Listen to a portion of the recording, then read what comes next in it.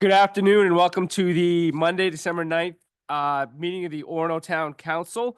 Our meetings usually never end on time, but we always try and start on time. So that's something for us. Roll call shows that Councilor Baker is here, Councilor Powers, Councilor Kenny, Councilor Demerit, Councilor Hardison. Councilor Marks is not going to be joining us today. And Councilor Larway may be late. He had something come up. He texted me about a half an hour ago, so we may see him, we may not. Okay. The second item on our agenda is agenda review, and we have here listing for us and for the public items that have been referred to committee. Are there any questions about the status of any of those? We'll get committee updates later in the meeting as well. Okay. We have no tabled items, and under agenda review and clarifications, are there any questions about today's agenda? Or anything like that? We can pull things off the consent agenda when we get to it, if anyone has any concerns with that.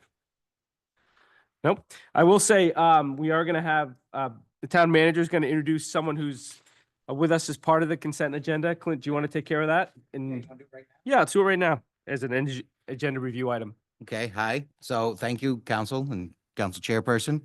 We got Cody Vigu, who's in the crowd, and Cody, if you want to stand up.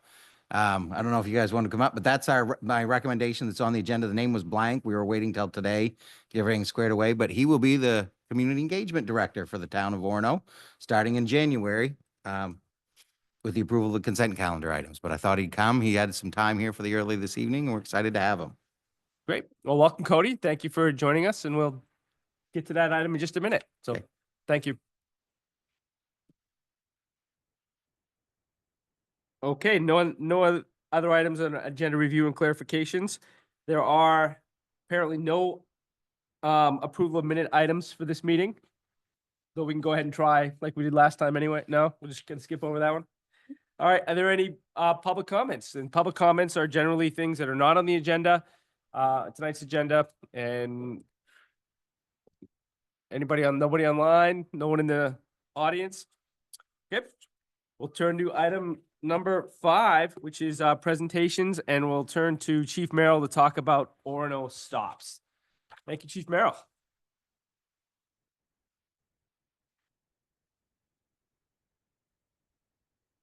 Make a little space up here so I don't knock anything off.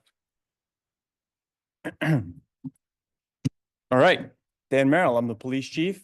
So you guys will see, I put down in front of you before you guys got up there. Sorry, Shelly, I didn't give you one. If you want one, I can pass one down to you. I figured you were good.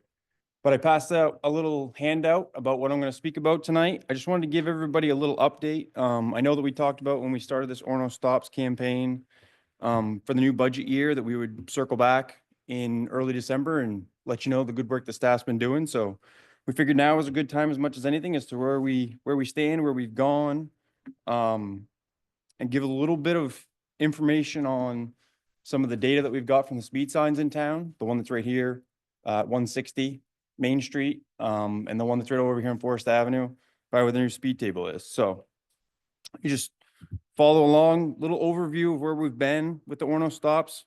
We did the press event with the town manager and the council chair August 26th.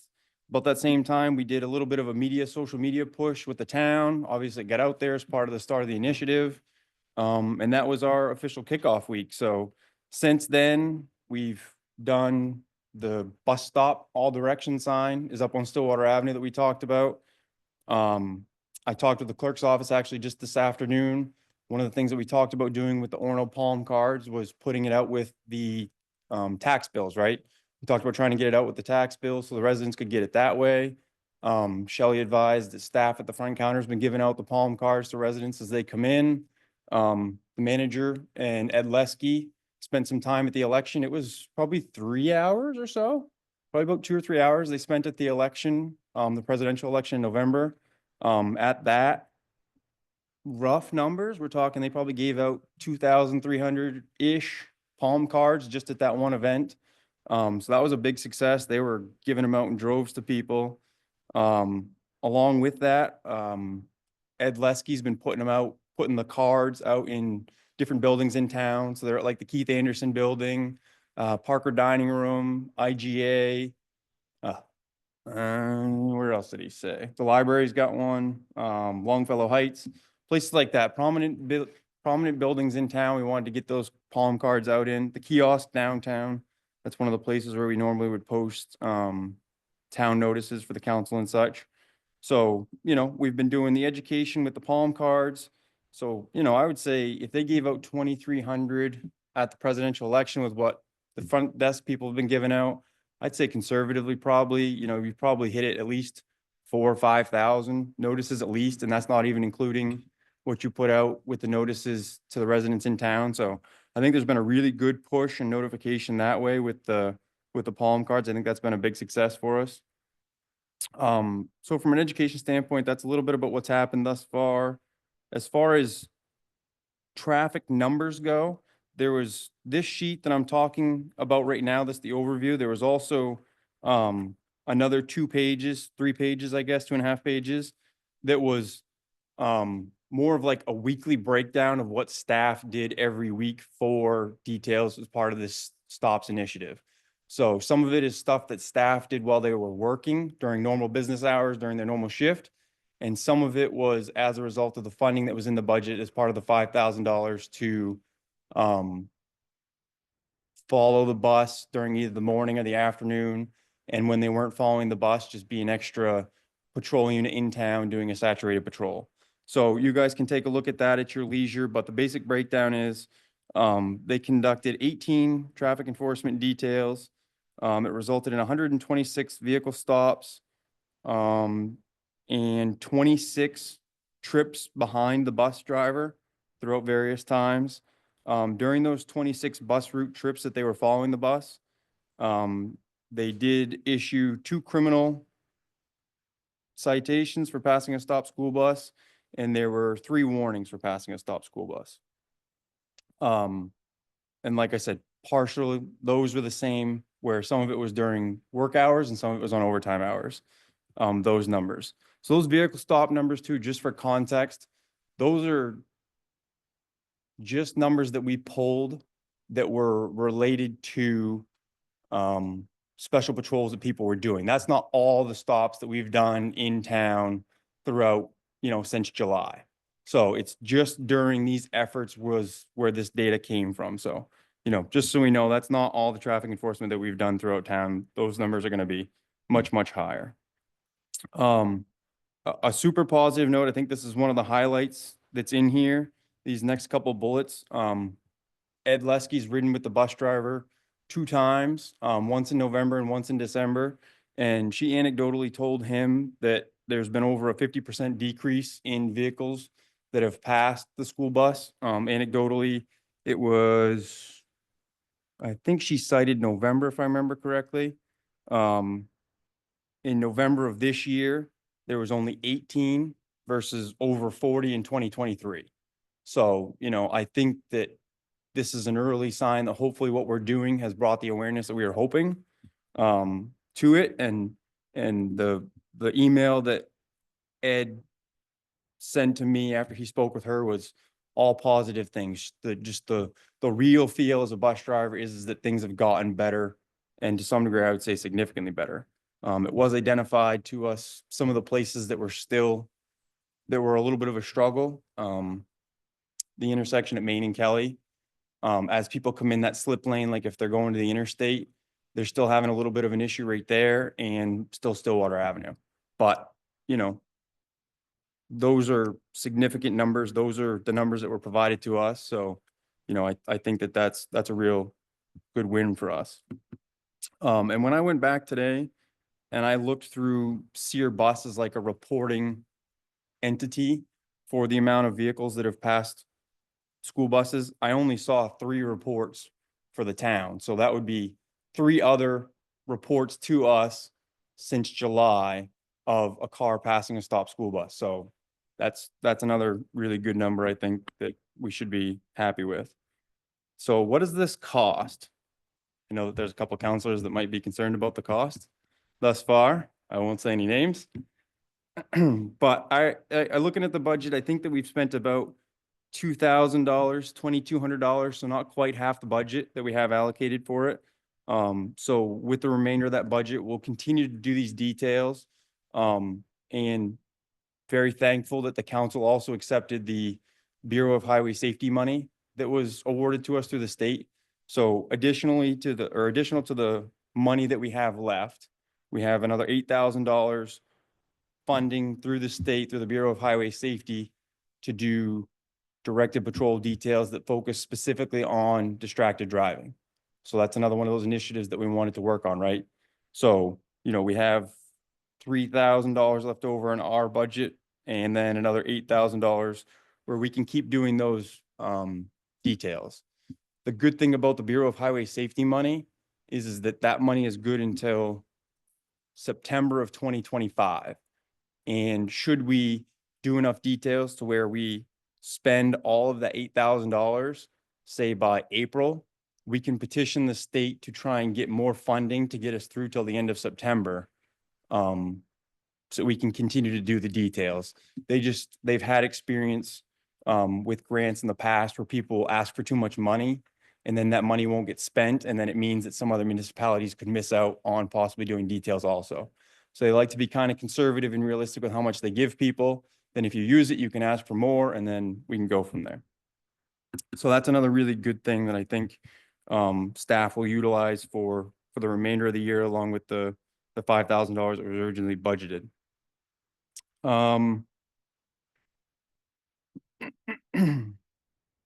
So let's talk. One of the things that's come up too, I'll skip down one. We've been working, Mitch and I have been in communication with the athletics department at the university. I know it's come up to council about the traffic that happens sometimes around some of the sporting events in town. And we're working on that right now with athletics. We had a meeting with them last week. I think we made there were some really good ideas brought forward, and we're working together.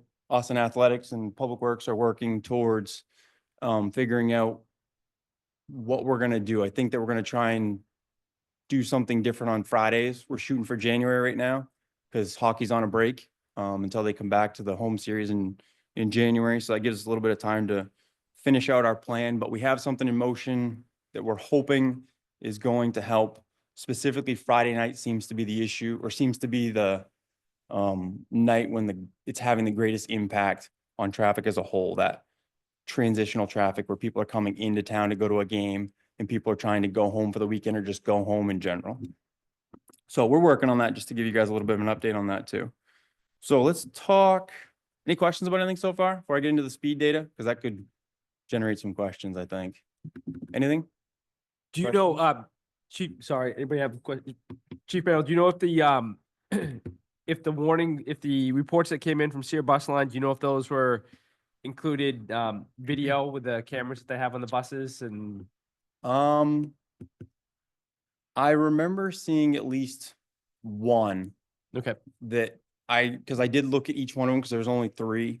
I remember one specifically that said that it was pending video, and I don't know if it ever got to us, to be honest, okay. when I read the report, but they said that there was some. But that process has been set up. So Yep. if Jessica Steves, who's the bus driver who was part of our event and kind of was the initiating citizen and kind of brought the bus stop issue forward, has that camera footage on her bus now where she can push a button and bookmark the time from her footage on her cameras. And I'm excited that the school department, the police department, and the bus company are able to coordinate around an agreement on how to treat that footage. I think that's a great additional step. So Yep. any other questions for where we are Yep. right now? Oh, I was just curious. So when it comes to the traffic around sporting events, are you guys thinking of like routing issues, or are you thinking more of like having people out helping put, traffic, flow of So traffic, or is it just like structural, or are you thinking of staffing is kind of what I'm thinking? right now, we're looking at a staffing model to where the University of Maine, through athletics, will make a request to the town as to how many officers they may need to help even just cover the hockey games. Like if you guys go to a hockey game, sometimes you'll see staff there. Sometimes if I'm lucky enough, you'll see me there. I might have worked on last night. I always like those opportunities. So we're in communication with them about how we can possibly cycle traffic specifically right here through downtown faster. So what we're working on with Public Works right now is we've been told that there may be, so I'm going to say we're told that there may be a way for us to staff that light and manually cycle it through. So either Main Street has a longer draw, you know, we keep the green light green for longer, but we don't completely forget about Bennett Road. So if the officer whoever's working starts to see Bennett Road getting backed up or another intersection needing service, then they can manually cycle it through, get that traffic through while only providing a minor delay to the traffic trying to get in and out of town, and work it that way.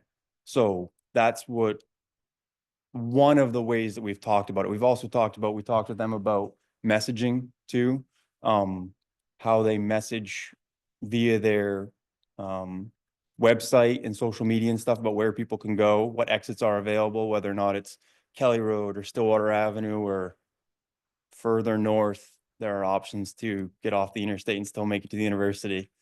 So we're trying to hit as many different things as we can to try something because, you know, as long as I've been here, I can't remember a time when we've had to staff officers in downtown. This is not a bad problem to have, right? Like having people come to Orono and want to be here and stay here and to some degree maybe kind of get trapped in downtown. I know Mitch would like that. You know, we all would kind of like that. It has a good benefit to us. But at the same time, not keep people waiting in traffic for an hour to try and travel 3 miles, 2 miles. So we're working on it. It's an infrastructure thing right now, as far as with the lights. We want to make sure that I don't know what the technical capabilities are of the lights because we've never had to do it. I know that during snowstorms, I can go flick the switch and turn it to flash, but I've never actually had to sit there and plunge the lights right there. So that's what we're working on right now. Leo? Yep. Yeah, I appreciate great progress made throughout this whole effort. So appreciate that. Appreciate that you've spent only half of the funds that were allocated. So Still definitely- far. So far. And just want to clarify, is the data that you provided here only related to the extra details that we've done? Yes and no. So during a shift, if an officer's working their 10-hour shift, they could go out for an hour or two and just do a directed patrol detail if they wanted to for a crosswalk or to follow the bus as time allows. So these numbers are both. It's some of the time that staff used while they were working on shift and some of it as a function of the stops money that was budgeted for us. Does that make sense? So if as a perfect example, I've asked staff if somebody's not doing a detail, if periodically throughout the week, they can either follow the bus, the staff that's working. So if I have 3 people working, can somebody follow the bus either in the morning or in the afternoon a couple times during the week because we have extra support staff to allow them to still cover calls for service while doing this. So we've tried to be, I think, aware of the budget and do a little more when we can. You know, there's days when we have extra people on, so it's a little easier to do those. Yeah, And increase the visibility overall. that so kind of makes, I think I understand what you're saying at least, but I do, for me, I'm just wondering about, just to put it in context, and I don't want to go down a data hole here, but you know, seeing we've had this many bus stops. I mean, if the number was 0 before, then the number was 0 before, but I think it's helpful to have context of like, what are we doing in the normal course of business? Right. Whether it's in Orono stops, speeding tickets, all that stuff. So I think it would be helpful to see that information as compared to now we've stepped this up and we're doing this. Mhm. How much is it different? I assume it is, but I think that background data is kind of important from my perspective. I don't know if it is from anybody else's. And I don't, you know, and again, I don't think it's a matter of, well, this one was on extra detail, this one wasn't. Mhm. It's just more like, last year we did this many, and under this program, we've done Yep. this many. Yep. That's an impact. Yep. You know, that's the actual true impact. And my other question was around the speed thing on Main Street. Have we thought about what we're going to do with that data? Because I know it's capturing data, and how we're going to leverage that tool that we have on Main.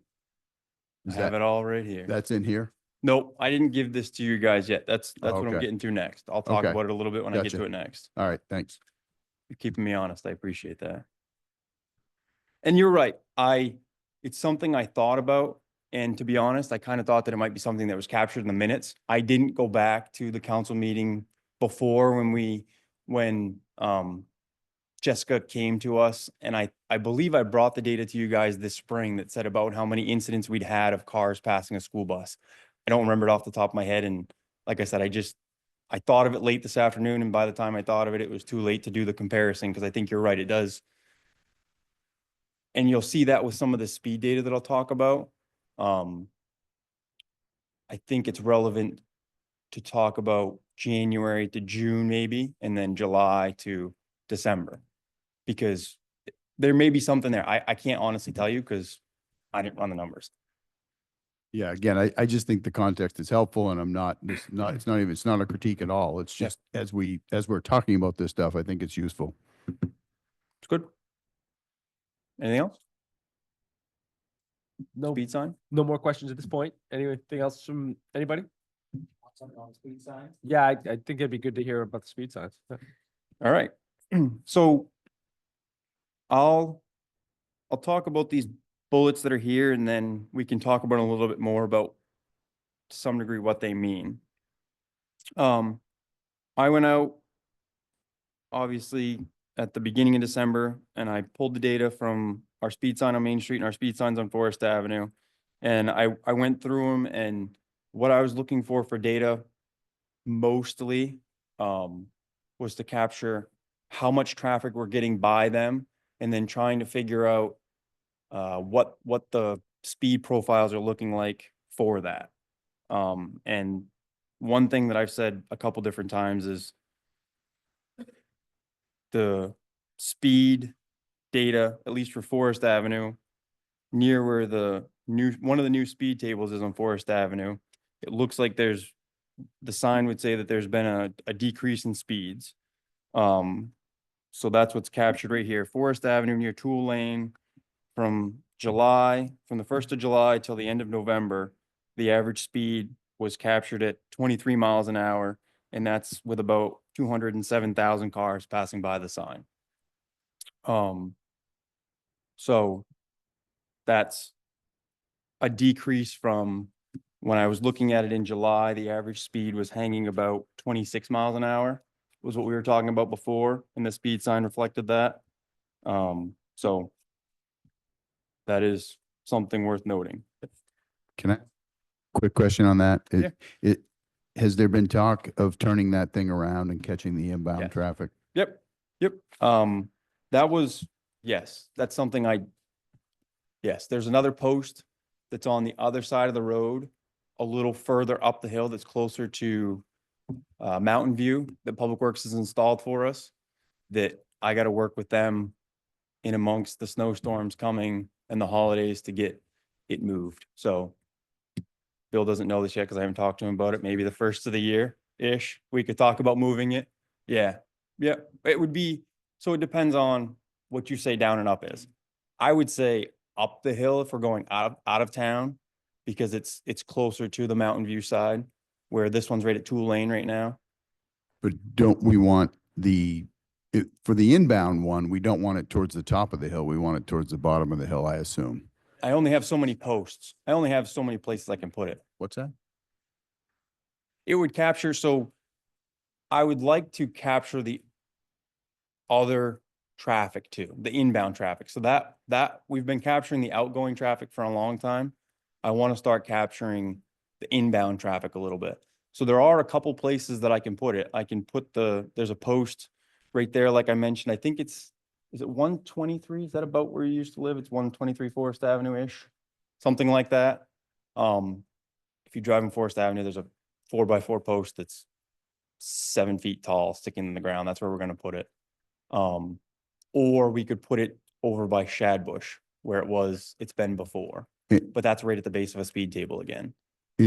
I guess, in my mind, I was thinking between the top of the hill and Tool Lane, kind of at the bottom of the hill approximately, because I think, and I also did hear from a resident about Mhm. people cruising down that hill, and while I was standing there talking, I observed it as well. And I think it's obviously natural tendency is to cruise down that hill. Mhm. And knowing the speed bumps there, they still are kind of cruising in down the hill. Going over the speed bump at the top, Mhm. cruise down, slow down for the speed bump. So this So- post is right in between those two speed tables. It is. It's right there. It's in the middle. It's almost in the middle of that hill. All right. So again, to some degree, when I was looking at the road, I'm trying to find a place where I can reasonably stick a big post that's minimally impacting somebody else's front lawn, if at all.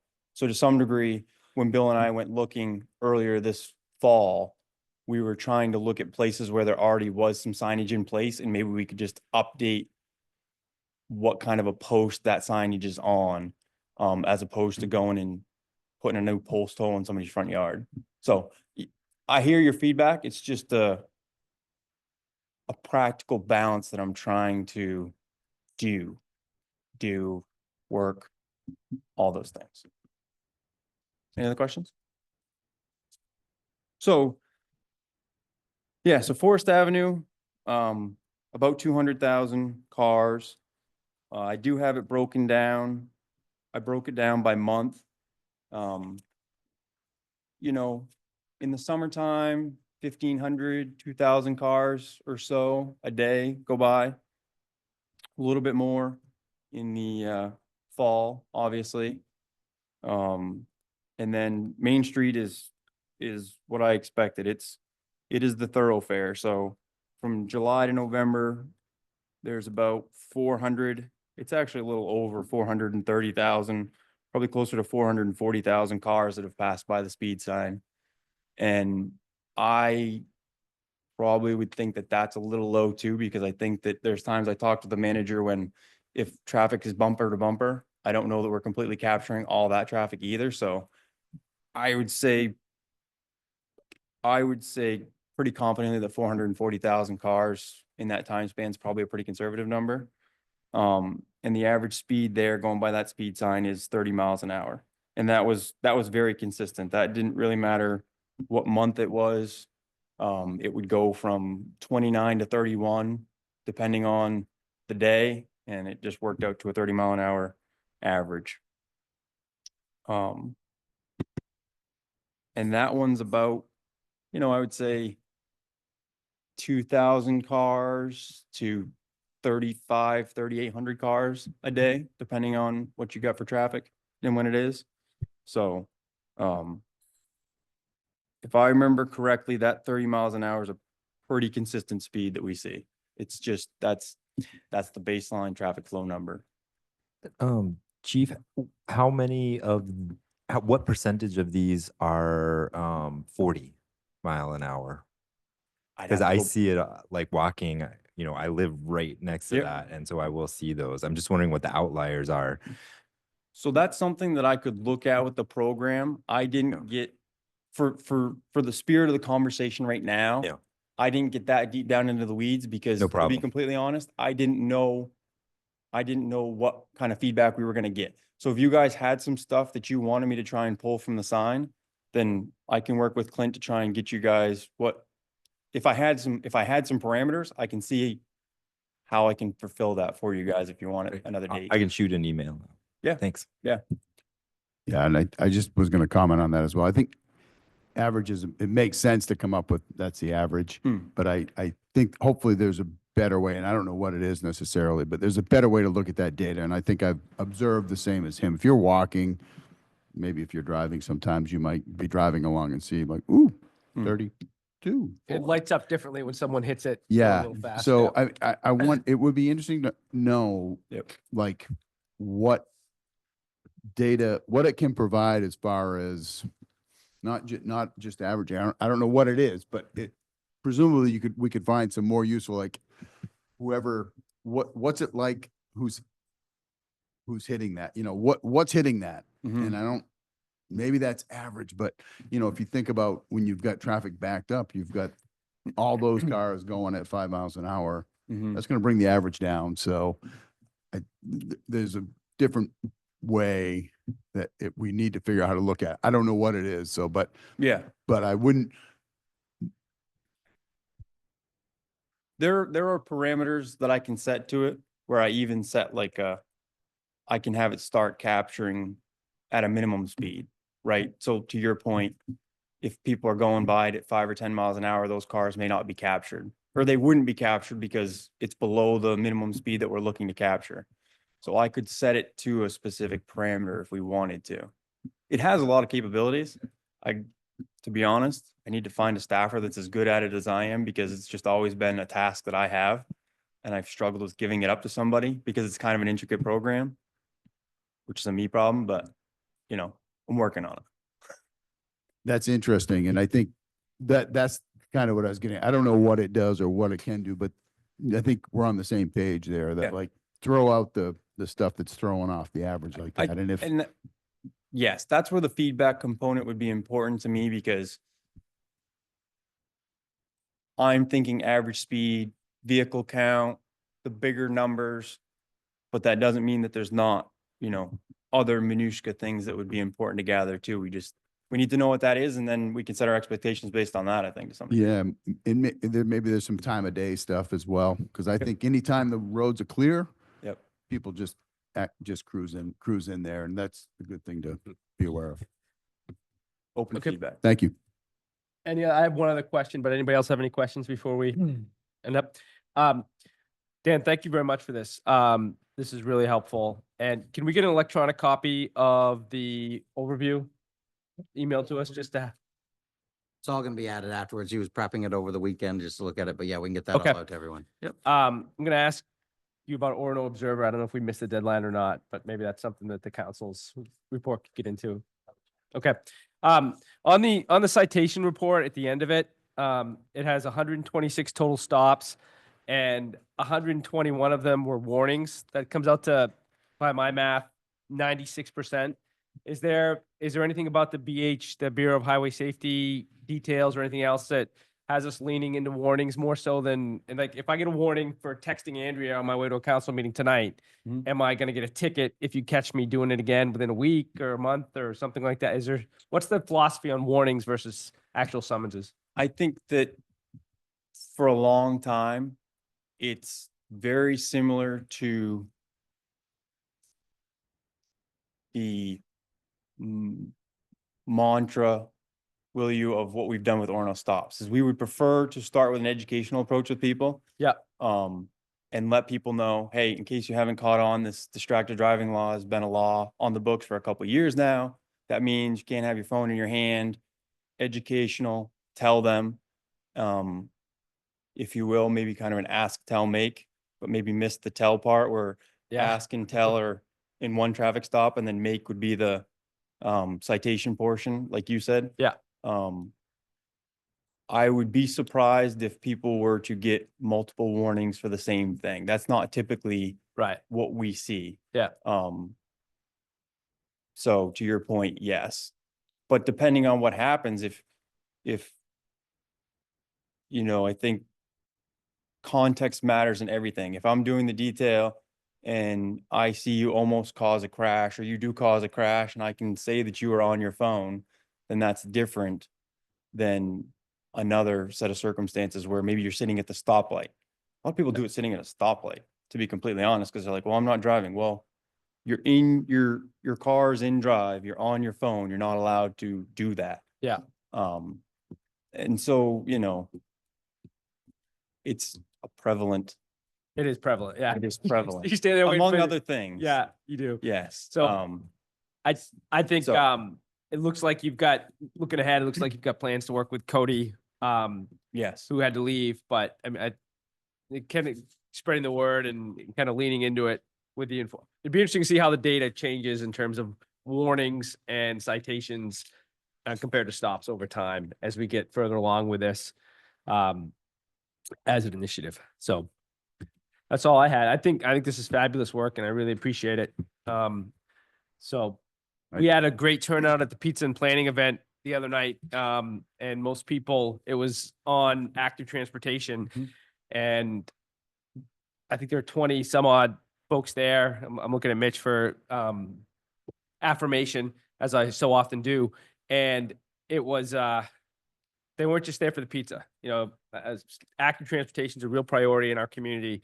And so all this work is incredibly important. And someone shared a story with us about how they were coming off the river trail heading towards Marsh Island and got hit by a car. He'd been jogging along the river and it was, you know, nighttime. And the way the configuration of the infrastructure works now, as you come up the hill from the bridge, traffic starts to split into two lanes, one the left-hand turn to go, you know, onto Mill Street and the straight or right-hand turn.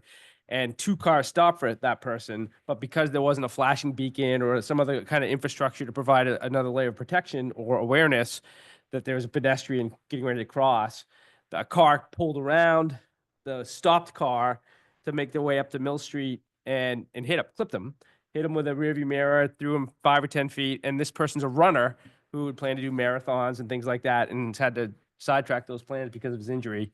So those are horrible stories, and they continue to happen in our community. So we're making good progress, but we have a lot of work left to do. So thank you for allowing me to. I guess that's it. So thank you, Dan. Anything else on this one? All right, you all. we're going to move on to public hearings, and I will open public hearing on Max Convenience Store LLC, DBA Circle K. This is going to be one hearing, Pat, or two?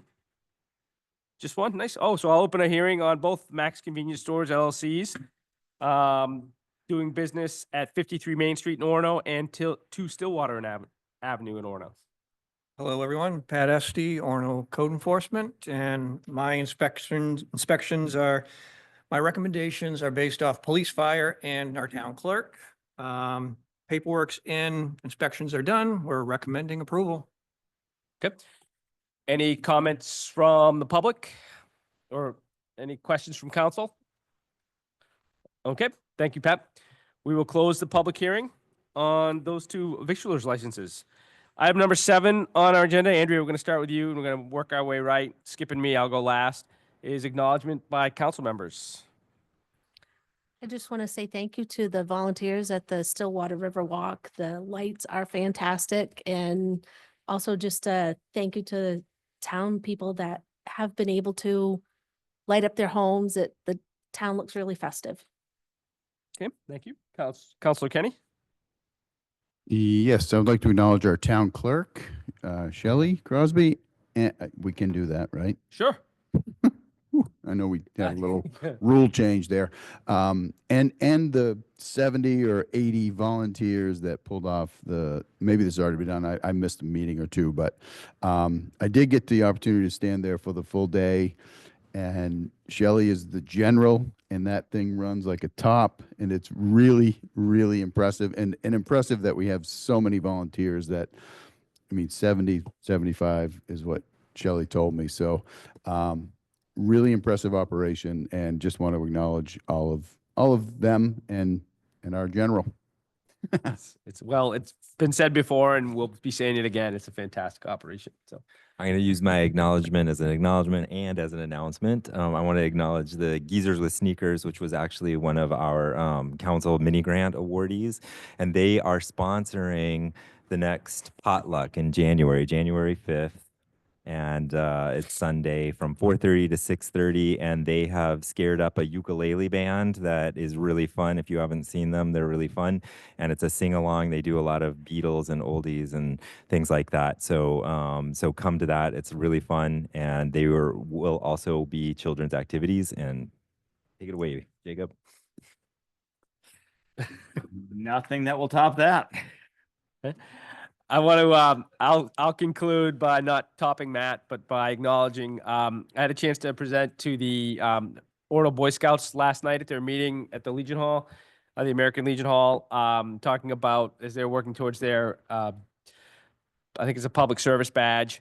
And they had great questions about what it is that town government does, how we work, what the town council does. And I just wanted to give a shout out to Addie, Chris, Felix, Charles, Loki, and Owen for their great questions and for. Do I have to acknowledge that I got a box of popcorn after? I don't know if I have to declare that. I hope not. I didn't pay for it, but I got a box of, I got a gift. Yeah. Yeah. But we were already doing the fire station thing before I got the popcorn. So it's kind of like, I'm on record for that before. All right. Well, that ends acknowledgements by council members. Next up is the consent agenda. These items are passed in block by the council with one vote, saving for the fact that any member of the public or any member of the council could now ask for any of these items to be taken from the consent agenda and be acted on under our action item agenda. Okay. Hearing none, I'll take a motion to approve the consent agenda. So moved. Second. Too late. And moved and seconded by this end of the table. And since everyone's present, we can just have a show of one. hands. All those in favor? Dan, Oh. just to note, Cody Vigyu's name will be inserted in order 24 to 70. Okay. Yep. Thanks, Flint. Okay, all those in favor? Okay, the consent agenda passes unanimously by a vote of 5-0. Next up, our action items and order 24-271, order approving amendments to the following Town of Orono Code of Ordinances, Chapter 2, Administration, Article 2, Chapter 29, Public Health and Safety, Article 2, and Chapter 4, Alcohol Beverages, Article 2, Special Amusements, Division 2. Could I get a motion on those three? Motion. Second. Moved and seconded. Do we have any presentation by staff? I'll just summarize for the public. It's basically three major components. One is that setting our council agenda items so that meetings will be at 5 o'clock. So you'll no longer have orders after these approved and are fully implemented. They will be, because they're set to be at 7, and you constantly make those motions to change the time in your consent agendas. That would stop because of this. And the other one is you wouldn't have the people coming back for a victular license would not have to come after their second approval. Right, Shelley, second approval? I want to double check that. I believe it's the second approval. First ones, they have, new applicants have to come, but repeat ones will stop filling up for public hearings. They'll only be on the consent agenda.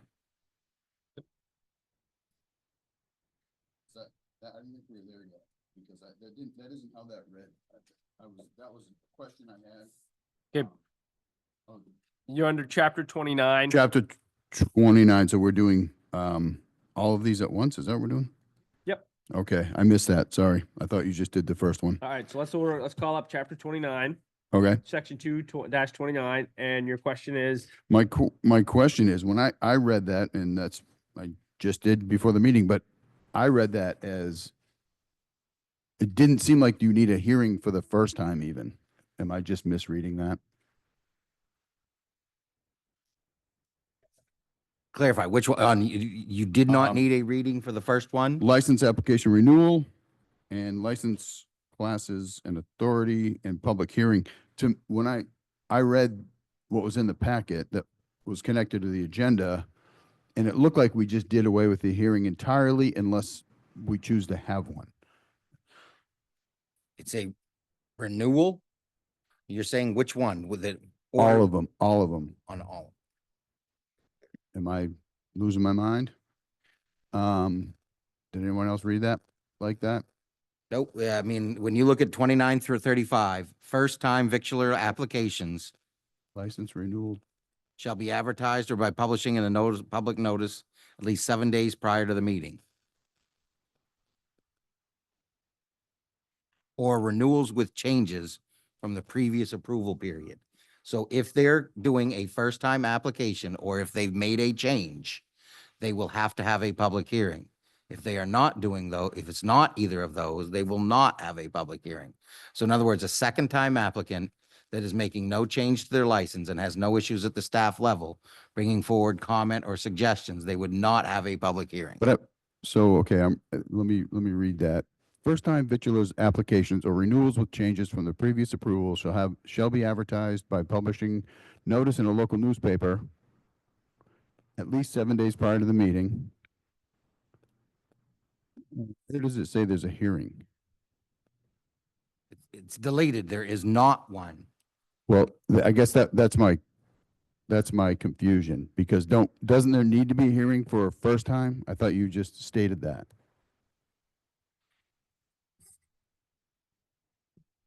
Again, I guess I'm clarify, first time application shall be advertised by publishing a notice in the local paper at least 7 days prior to the meeting.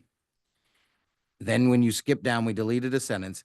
Applicants who are renewing in good standing shall not require a public hearing and may be added to a consent agenda for consideration. Leo, I got. So we're eliminating the need for public hearings for a first-time applicant or for non-first-time applicants and non-renewals that have issues. I'm actually seeing what Leo is seeing, and I know that I was on the committee, so I know that's not the intent, but we're deleting the section that says for first-time victrola applications and renewals with changes. We're deleting the sentence that says the council shall conduct a public hearing on the applications at the next scheduled meeting. Well, you're, So we are saying that we are going to advertise it, but we're not going to conduct a hearing because that sentence is being retracted for first time. And again, I thought, yeah, and you're right. If you want to add it back, that would be a change you would need to have to add back. I wish this had been caught at our public hearing on this ordinance the first time through.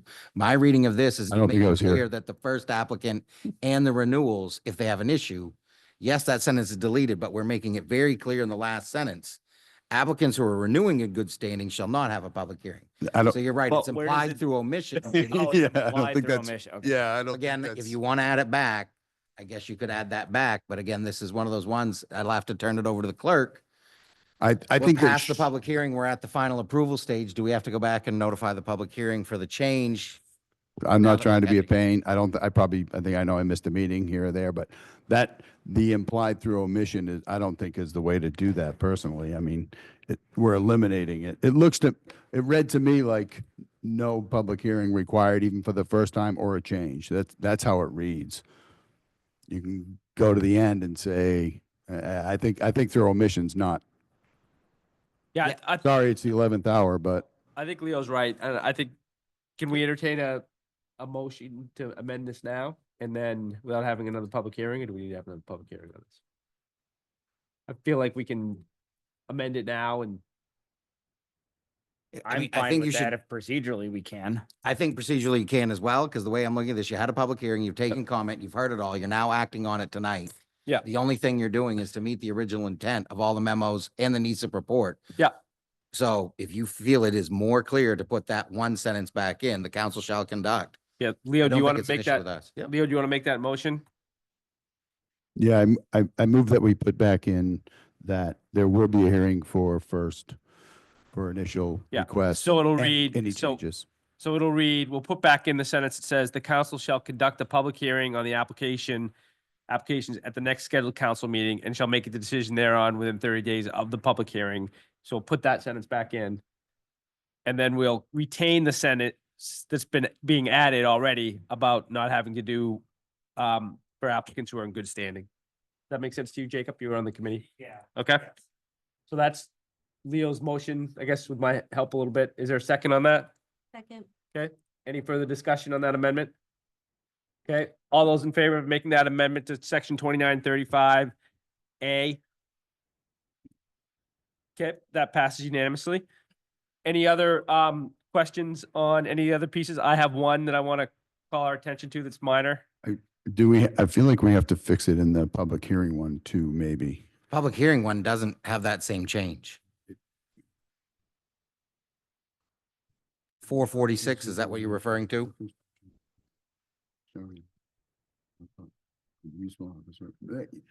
But it says, Last piece.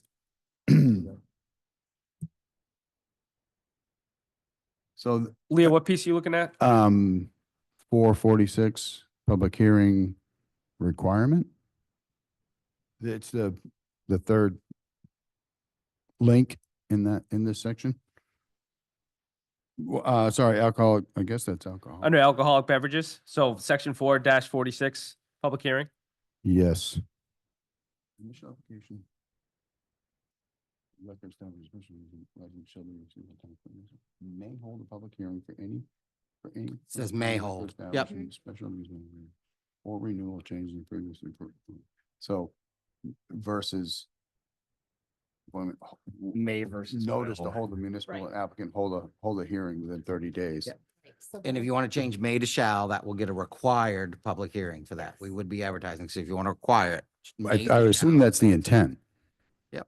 That was the intent as I understood the committee. All first time we'll get a hearing. Okay, Yeah. so we'd want to change may to shall, where it says the municipal officers may hold a public hearing. We want to change it to municipal officers shall hold a public hearing. Yeah, I think so. Okay, can we get a motion on that then? I move that we change the may to shall. Okay. Second. Moved and seconded. Any further discussion from the council? All those in favor? Okay, that amendment passes unanimously. Thank you. This is good, quick work. Any other concerns or questions about, let's stick with this one if we could, this section first. So any other questions on the hearings about the public health and safety hearings? Okay, Hold on. I think you're gonna do 2935. You've done. Yeah, I'm 29, reading that 29. as well, and I believe, yes, we do Okay, have let's to go- change the let's go get it. marijuana one. Yep. Amend the marijuana one as well. So I will make that motion. Second. so that motion is to strike the strike. That reads, the council shall conduct a public hearing. We're putting that back in. Agree, yes. Yes. Okay, So that we're requiring a public hearing on the first Yep. application or Renewal renewal with- with changes. Yep. okay. Yeah, and just, I mean, I think the intent is perfect because we've all talked about that. What, having Pat have to come up and go through it for all these renewals doesn't make sense, but for the new one, I think. Yeah, no, I definitely agree. All right. And that was the intent of the work of the NESAP group. So the motion is now to, did we move that already? We haven't moved it yet. Well, Jacob. Yeah. It's, well, it's I see. 35 and 41. So right now you've amended 229. Yeah, This one is doing 29, 40, 35 and 41. Yeah. And that would have all four of the places. In 46, right? And 46, yeah, you just did the vote Yes. before. Yep. okay. So the motion from Jacob is to add back in the strike language that reads, the council shall conduct a public hearing on the applications at the next scheduled council meeting and shall make a decision thereon within 30 days of the public hearing under section 2935A. Okay? Can I, Second. I need a second by Yeah. Matt? Okay? All those in favor? Okay, that passes unanimously. Does that get us through those? All three of those? So now it's clear that for first-time applicants, there's gonna be a public hearing. And it's the shall be a public hearing, not a may be a public hearing. So we're all agreed on that's the intent of what we're trying to do. And if for some reason we have to come back and wordsmith this again in another meeting, we're gonna be comfortable doing that, but we've got it. Shelley, you have what you need from us? Yes, I Okay. can watch the tape. Okay, So 5:54. you had your original order on, which Ye- was to pass them all collectively. Yep, and we're gonna go back. I'm gonna do one more just to make sure we got plenty on your tape watching Sounds good. schedule. I wanted to just call out as a question. I'm not that concerned about it, but I wanted to raise the issue on the one having to do with calling regular meetings, chapter 2 administration, section 2-26. It reads, and it's what's in the ordinance today, that it takes 5 members of the council to change a meeting. And I don't know anywhere else in our ordinance, and admittedly, I haven't done an exhaustive review, but I don't know why a simple majority would not be required to change if we're gonna change 4 of us is a quorum for the council to do business. This requires a supermajority for us to change a previous meeting date. So does anybody have any objections to changing that back to 4?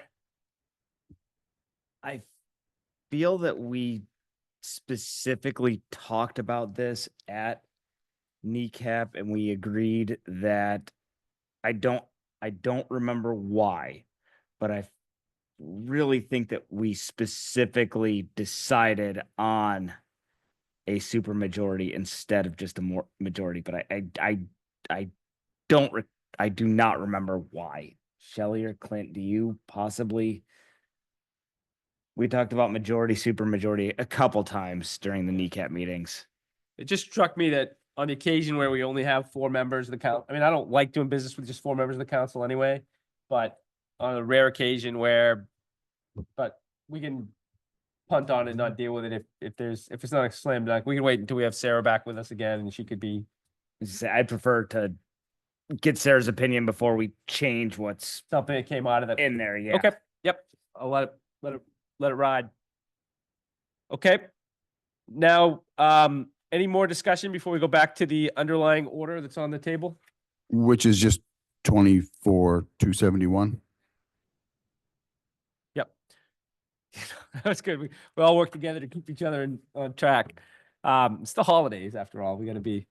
All right. So now the standing item of business before the council is order 24,271, order approving amendments to the following town of Orono Code of Ordinances as amended by the actions we've taken here this evening. Any discussion or questions about that? And I may have forgot to ask if there was any comments from the public on this one. So assuming there are none. Okay, are we ready to move forward with a vote on this? Okay. All those in favor of approving the amendments to order 24,271, approving amendments to the following town of Orono Code of Ordinances as amended, please signify by saying aye. Aye. Or raising your hand. Whatever. Do you just raise your hand, Jacob? Here, present, whatever. I'm here. I'm Jacob Baker. I do things different all the time because I feel like it. All right, that passes unanimously by a vote of 5-0. Thank you very much I thought that was good work. Thank you for the indulgence and working through that. Okay, next up on our agenda is order 24,272, order approving the town council 24-25 municipal year goals. I guess could we have a motion to put that on the table? Moved. Second. Moved and seconded. I guess I'll kick it off. We had on December 2nd, we had a 2-hour workshop as a council where we went back. Sarah did a lot of work on this too, and going back through our prior goals and resolutions that we'd passed and talking about our goals as a council. We took the notes that she developed for us, and I think it was late in the day, Wednesday, or maybe it was I guess it was early Thursday. I shared a copy of a resolution that's before us today after getting some input from Clint. And this articulates the adoption of council goals for the 24-25 municipal year. And I did not hear back directly from anybody with any concerns about wording or anything like that. So, and Sarah, who, while she's not here, in her message to Clint and I telling us that she wouldn't be here today, said she was fine with it. So that was helpful. Okay, Leo? Yes, I do want to say I think there was a very productive meeting on the 2nd. And what's come out of it is, I think, spot on. That the first one, I do want to kind of make what I think is a point here, and you guys can say if that's not accurate or not, but I want to make sure that we understand that that's kind of a targeted plan. It's not a mandate plan. You know, obviously when we're dealing with trying to figure out what's happening in 10 years, I think this is a really good exercise that absolutely should be done. But I don't think, again, it's a target, and it can't be looked back on like a mandate, like, well, you know, we said we're going to do this, so we're doing this, you know, despite whatever financial changes or anything like that. So very good exercise. I want to put that caveat in there that this is a target that we're developing, and want us to be cognizant, and future councils to be cognizant of that. Yep. I agree with that. I mean, I think frankly, council sets its goals every time it votes on anything. And nothing we pass tonight is going to bind us from whatever we choose to do, you know, at our next council meeting in January is frustrating as government can be in that respect. So, good. Any other questions or concerns about this before we act on it? Any comments from the public? Yep. All right. All those in favor of passing the resolution adopting the council goals for the 24-25 municipal year, please signify by raising your hand and maybe saying aye if you feel like it. We already motioned it, right? Did we motion it? Put it on the table. Yeah, Jacob and Matt did. And Yeah. I you. seconded it. Yeah. All right. All in favor? All right. So we have some goals, Clint, for you to develop a work plan off. And we'll keep these front and center as we talk about the work we'll do in future agendas and the work we'll do as a council. I got a point of order on a different matter when you have an opportunity. Do you want to do it now? Yep, if Okay. you want. Yeah. I'll so- recognize the town manager for a point of order. Yep, point of order, Max Convenience Store, public hearing. Looks because it was a public hearing, didn't get moved through to a consent agenda, but you usually approve those on the same night, and it was not in the consent agenda for approval on the same night. So if you'd like to, maybe at the end, you could make an amendment to the agenda to include that and give it order number, would be the last one on the list as an action item. So order 24-277. Yeah. Okay. Yeah, let's, any concerns with, we have to vote unanimously to add something to our agenda. So any concerns, any objection to adding a agenda item, order 24277 to the end of our action items tonight to address those victualers licenses? Seeing no objection, we'll add that. Thank you, Shelley. Yeah. Thank you, Clint, for that point of order.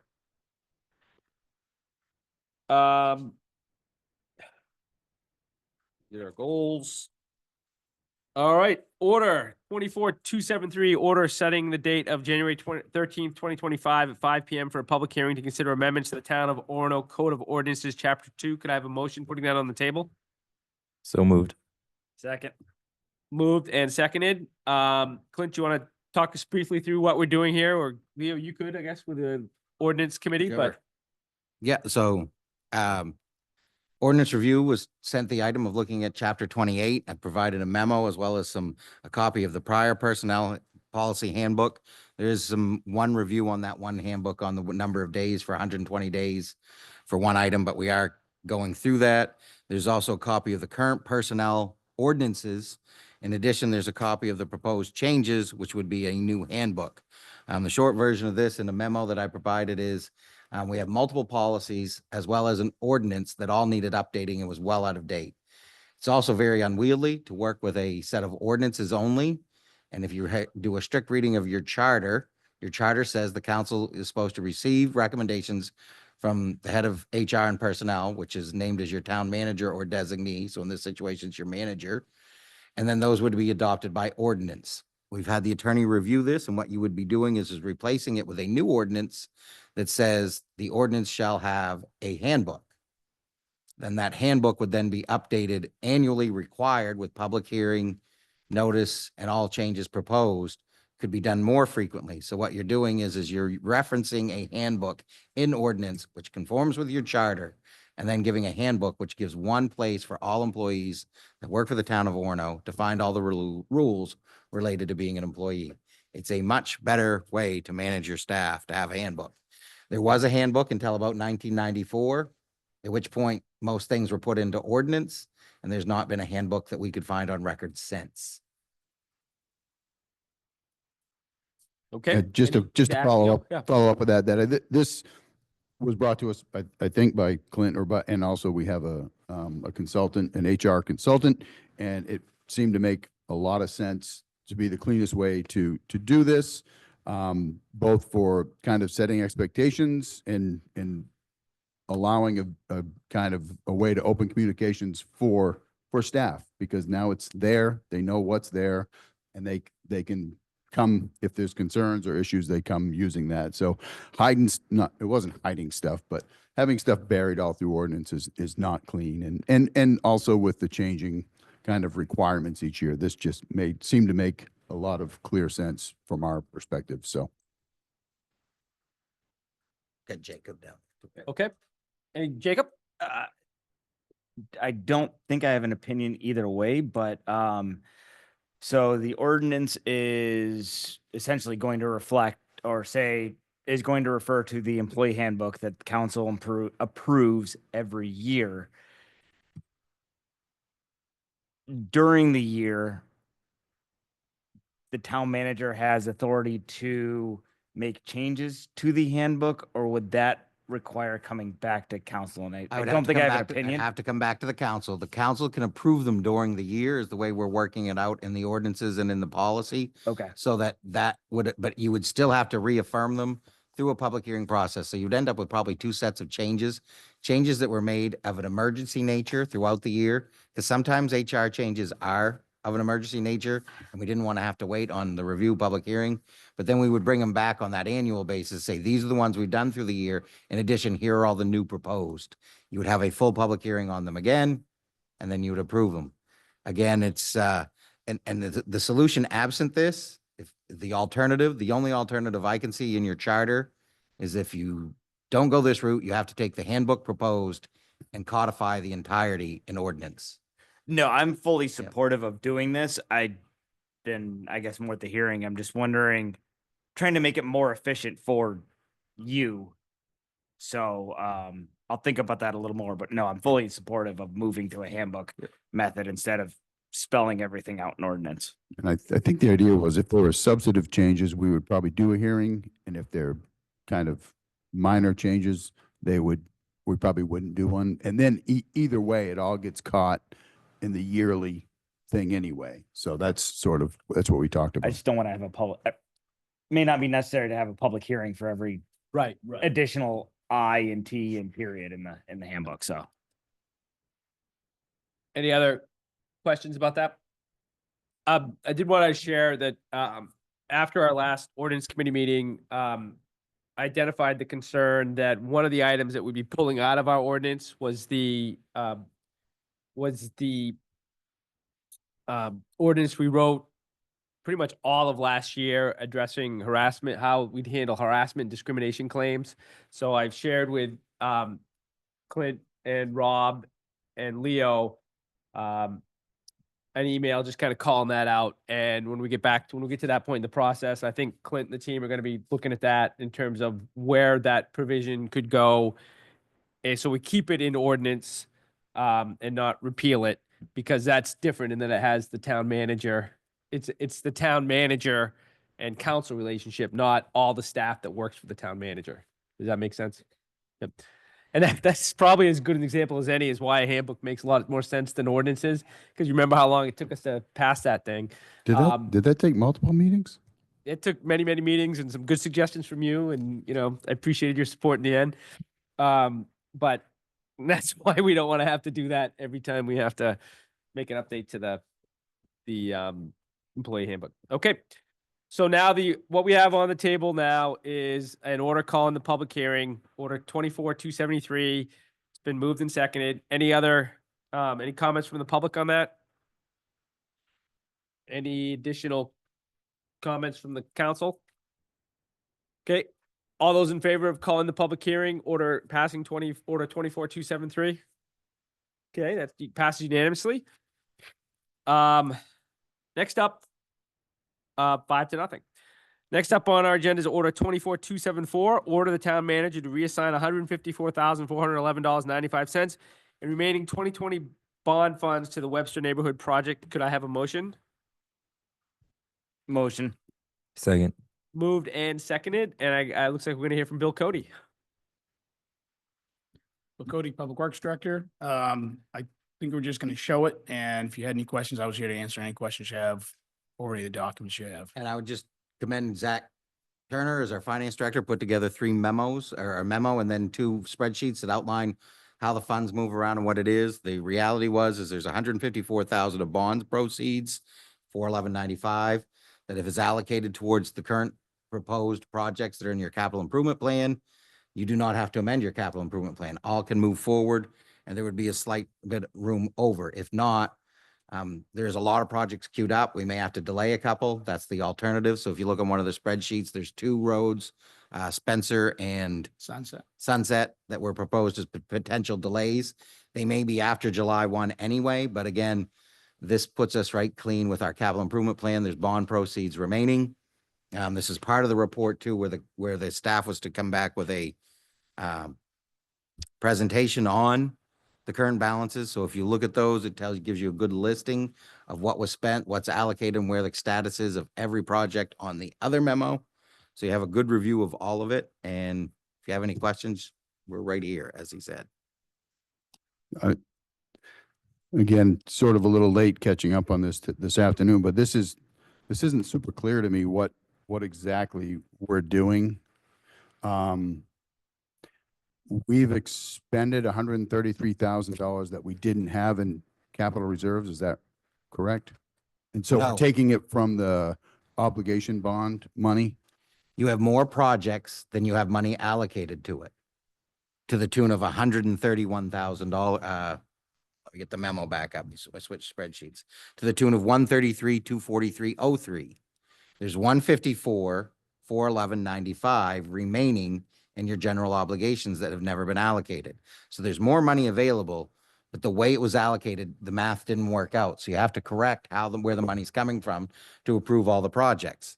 If you don't do this, then the only alternative is where 133,243.03 of revenues allocated, so we would have to postpone to. That's the alternative. So when you look at the spreadsheet attached as one of the other attachments, it recommends 2 streets that could be postponed till after July 1. But I don't want to get anyone saying that they would be done. As you know, with a lot of these capital projects and the staff time available, we're not most often not able to complete all projects in the same fiscal year. I guess from my perspective, it sounds like we've over projected, or we're under budgeted, however you want to look at it. But I would still be interested to see that pipe going under the railroad tracks at 150,000 come out of that project. And that would also be it, rather than delaying the Sunset Drive or Spencer Street, although I have no idea the condition of those roads. I'm sure an overlay going another year is probably not a huge deal, but I have no idea either. So I don't know if you want to. Spencer's our worst one. And at the end of the day, we're not going to start the project till June anyways, if we can get up there and get it done. And there's a right of way down there we're going to be cutting to allow us to plow snow. So, essentially we'd move that to July, after July to take care of. Those are good either way. The recommendation Councilor Kenny made, you do what you want. We brought forward a staff recommendation to use the general obligation bonds. No changes have to happen to any of the projects that have already been approved by the council. If you want to delay and change projects, it's up to you which ones you want to approve. We only recommended the 2 after meeting with Bill Cody, that the 2 were Sunset and Spencer. Again, if you wanted to look or debate others, you're the council, we'll listen to your suggestions. I'm sure I'm going to be a council of 1 on this, but that would be my preference, to spend less on the Webster project by removing the under the railroad tracks pipe, which was 150,000. Okay. Dan- Jacob? question?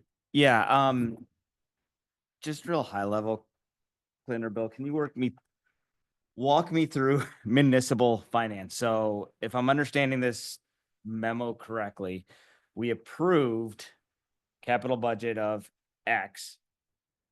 However, we only allocated funds of X for all the projects that we already approved And that we'd spend the money on. 2 components. The first and primary is whenever you're approving your capital improvement plan for the next year, you allocate unexpended balances of general obligation bonds and reserve funds based upon projects that are not yet complete. So you're estimating where those budgets will end up. To compound this, last year, the person that was primarily responsible for keeping track of those budgets resigned in April. So that person that was refining all those, it fell to the duty of your finance director to do as best he could with the projects he had. Did a great job, brought them forward. When everything's said and done, we also had changes in ARPA balances, if you remember.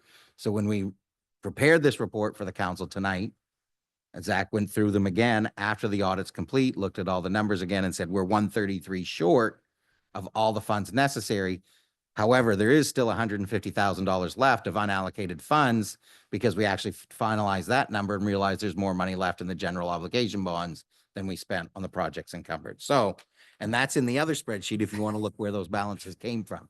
They all So- tie out to each other. Okay, so we agreed to, we already agreed to spend this money. We just didn't fully. Fund it. Okay, so where it was coming from. So the additional 150,000 is coming from our general obligation bonds. Yep. So if you look at the And third what handout- exactly is, and again, sorry, but Nope. what is that? What are our general obligation bonds? every so many years, typically 4 to 5, you take out a large borrowing. You're about to retire a ton of debt and you do a whole lot of projects with it, whether it's sewer, some are water, some are infrastructure. And when you do those projects, you either spend it all or don't. That general obligation bond balance, all projects are complete, and there's 154,000 of unexpended project costs and interest earned. Those can only go to other capital projects because that's a borrowing thing with general obligation bonds. You can't use it to reduce property taxes because gets into a thing called arbitrage, where you're using borrowed money to reduce local taxes and borrowing. That's a whole other conversation we can have during the capital improvement plan. But what we're trying to do is tell you is there's 150,000 of unallocated. We have $133,000 need. Staff's recommending using the 150. But again, that does not mean you have to, but we would need to delay a couple projects. Okay, or so some then, project. okay, so essentially by doing this approval, we would have 130,000 left, less in our capital savings account as it. Because the general obligations of 150 would have been allocated. But again, those 150, Zach just finalized those numbers and found out what the balance was. So it's not like it was there and people knew it was coming. When we finally completed audit paperwork and he looked at the existing balances, he realized that was how much was remaining. And we had to go through all of those all over again. So this isn't like more money showed up and more money disappeared. It's just where the money comes from, whether it comes from general obligation, capital reserves, operating budgets. And again, this is part of the capital plan. We're still working through to getting to a different way to look at your capital plan, but we're going to get there and you're going to see how those revenues come together better this year. But this is just reallocating those funds to those projects. What would be left in that bond fund if we take the additional 133? Zero. So we have an additional 0 that gets rid of all of that, but we didn't intend to do that. We didn't know it was there. I don't know what happened. The intention was when you were building your budget last year, but at the time you were building your budget, it was not necessary to meet it. But when they reconciled their project budgets, you're short 133,000. Some of those came in over. Colburn Drive is one of them that's had additional costs as they've been coming into their project. So as all the funds are allocated, and again, you got to remember, some of these projects are complete, some are ongoing, some are yet to start. These are estimates of what these projects will cost. And when they come in under budget, you have to reallocate the remaining balances. But we had planned on 362,000 from general obligation. Correct. Is that, This is in addition to, this is more. so when we planned on 362, did we know what the balance was in there? Did we think we were spending it The all at that estimated point? balance, and they thought it was close to it all, but when they reconciled all the projects, there's another 150,000. They were able to complete them under budget. So, I mean, I guess do we have an inventory of that 154 is not from a project that wasn't done? I don't have a ton of confidence Again, there. I'm using it on my time experience with you. We did not go back more than 3-4 years into the projects, but there's no incomplete projects that we could find in those lists from what you did. To say you did or didn't, there would be significant staff time to go through every council meeting, every project for the past 5 years to assure, but nothing on those lists appears that we have. And again, that goes to the list you see as one of the other attachments where it says complete and in project. There is no spreadsheet in the town that shows a prior project as incomplete in the town's records. Am I going to say you didn't miss one? I wasn't here. I'm not 1,000% certain. I'm telling you, I see no records of any projects not being done that you intended to do, which is part of why we got to tighten up our capital improvement plan processes so that it's easy to find and review. But again, no, there are no incomplete projects. So are the two overlay projects added on because we have that extra to spend, or are these just, they weren't budgeted for? You're at a choice. You have $150,000 of additional funds in your general obligation bond. If you put it towards it, all projects approved in your budget processes can be completed. If you do not move that 150, we're $133,000 short, as the memo explains.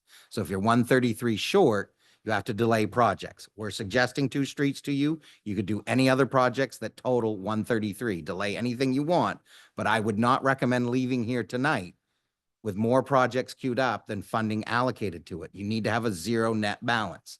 It has to be 100% expenses, 100% revenues.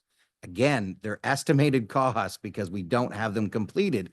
But again, this is the best I can give you as working with your finance department and your other departments. This is a balanced proposal. That's what we're trying to do, is get you to committing enough money to complete the projects you said you wanted completed. This has been a challenge for us for a while in terms of understanding our long-term capital planning, what our bond obligations were, what our bond obligations and potential is. So I'm pleased that the very first goal that we set as a council this evening is to just develop a long-term financial infrastructure planning. And I know that's work that's going to go on. I'm supportive and appreciative of the work the staff has done to bring this to us. And, it speaks, it's in a transparent way. It's never any fun to say in a public meeting, hey, we got to make this change. We identified it, but certainly it's understandable given the turnover we've had, given how things are dynamic when it comes to projects in terms of their costs and things like that. And my preference would be to move the general obligation funds as recommended, so we don't have any projects get unnecessarily delayed that are part of our long-term plan to maintain the infrastructure of Orono. I guess I'm still confused looking at this spreadsheet that you've provided here, because it's showing that 362 on here. Reserve balance. So You have to look at the holistic. You can't go project by project. You have to look at the total cost of what you've said you were going to spend and the total amount of money. where do I see the balance for that 2020 bond funds? Which one, top right corner of the document called Capital Funds Report in blue, because I had them highlighted in blue, the unallocated 2020 general obligation bonds. All right, I'm going to be right back. So you guys figure this out. I'm Unallocated. going to recess the meeting for 3 minutes and allow you two to talk about this. Sure. And then we'll get back. We'll take it on. Sure. Unallocated. Meeting is under recess. It's my first one. We got a bio break here? Yeah. Okay. Legitimately do this, somebody walk me through exactly what we're doing. Good time. Balance right to each other. That's how much is left over in your 2020 general obligation bonds. All projects that were funded through the general obligation bonds in 2020 are done. If you go over to the memo, it's one of the other attachments you've opened, I'm assuming. Nope. Go to. If you hit Capital control- Okay, I think we're ready, Mitch. Thank you. So the Orono Town Council is now out of recess, and thank you for allowing us to have time for that discussion and other items of important business that had to occur before we could resume the meeting. So is there any more additional discussion on Order 24274?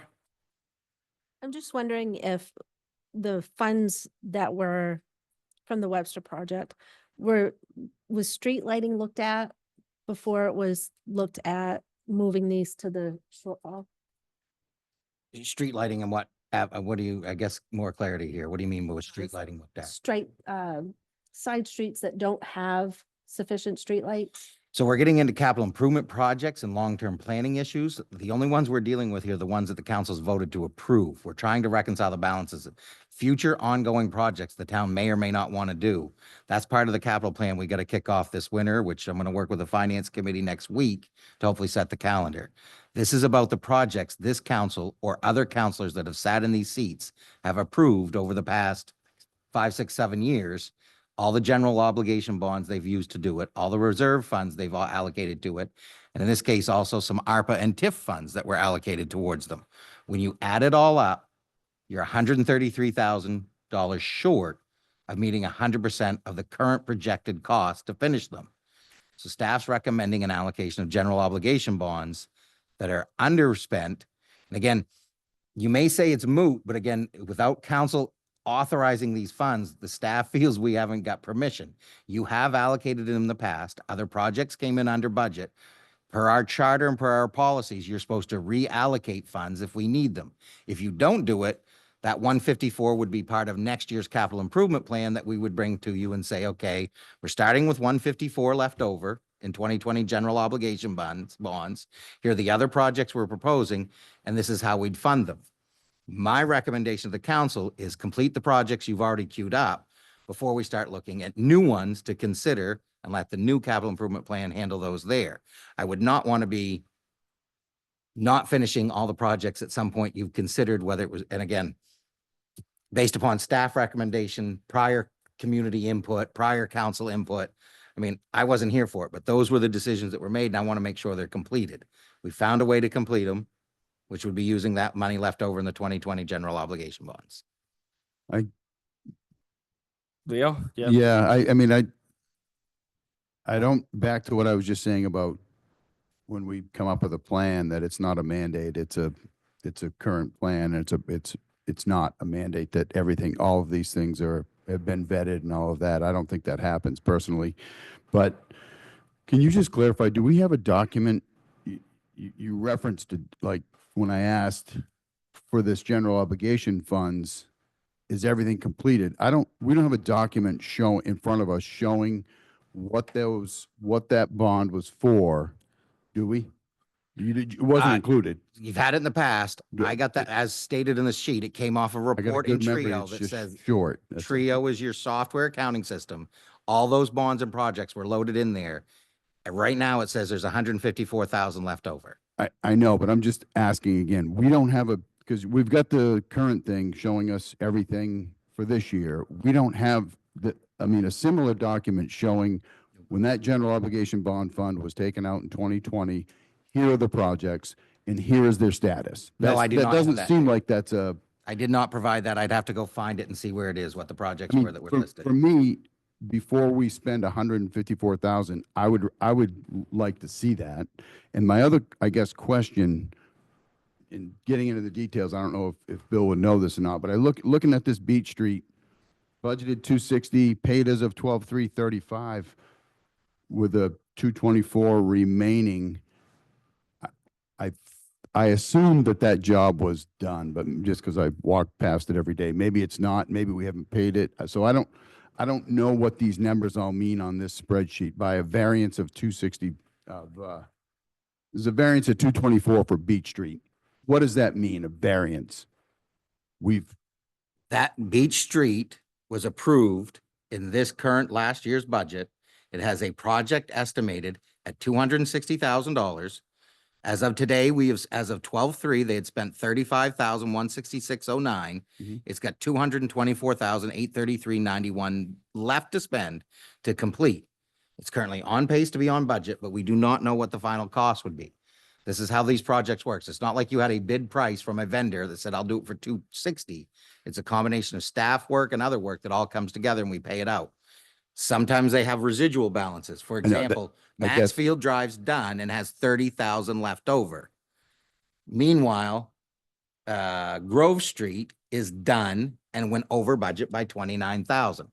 We do not come back and get approvals case by case by case on every street. We work on the total commitment of the projects approved. They are on budget as a total, but that one project was under budget and the other project was over budget. Understood. But so Beach Street specifically then, is that done or is it just Beach not Street- even close to done? I That don't have just to double seems, check, but I'm pretty sure Beach Street was ongoing when I came on board. I believe they did the overlay. I know there was some other additional drop-ins they were going to do with it, structures. But I believe that's all been done, and I think we've done the top coat and we've got everything ready to go. So why that would be, I don't, the numbers, Leo, I'm not sure on still, Mhm. but I'm pretty sure Beach Street was finished this year. That's, again, that's why it sticks out, just because it seems like it should be done. We've paid a really small portion of it. So But don't again, know on what the to timing think. of the bill getting in and getting into us and getting updated into those funds, you might be in the midstream of it. So again, that's as of 12/3, what accounting has been able to reconcile. You may have a paving bill that's still sitting. I don't know what month they paved it, but it's not abnormal for a paving company, in my past experience, to be months late submitting their bills for their pavement. They're large companies, they work on large volumes, and sometimes they don't bill quite regularly. I can get an answer on Beach Street, but again, Yeah. Are we ready I to do guess, the- can I we- guess I'm gonna say that I would like to see, before we allocate $130,000 or $150,000 from the general obligation bond, I would like to see the list that shows what we took that bond out for and shows that those projects are completed before we agree to spend it on additional projects. Okay. Is that a motion to table order 24-274? I guess that's the Okay. motion. Is there a second? Okay, hearing none, the motion fails. Is the council ready to proceed with order 24-274? Yep. All those in favor of passing order 24-274, please signify by raising your hand. Okay, all those opposed? Okay, order 24-274 passes by a vote of, it was 4-1 with, Council Leo Kenny being in opposition. Next up is order 24. Thank you. But I guess you're up for another one, right? So, Just in case you need me. yeah, no, this is a good one. Order 24-275, an order authorizing the town manager to enter into an agreement with Fraser Signal Technologies of VZ Maine to install a rectangular rapid flashing beacon, RRFB, for the crosswalk on Route 2 at Westwood Avenue for a cost of $17,166. Could I have a motion? Matt? Moved. Second. This was the Matt Powers initiative, so I was hoping you'd get, you remember? That's all right. That's all right. Second Who is did good. it? Okay. Can we get a presentation from staff? Bill, do you have anything, or this is? you got it. Just a standard 17, but almost $18,000, a little under 18,000 for both sides. You'll have one on each side.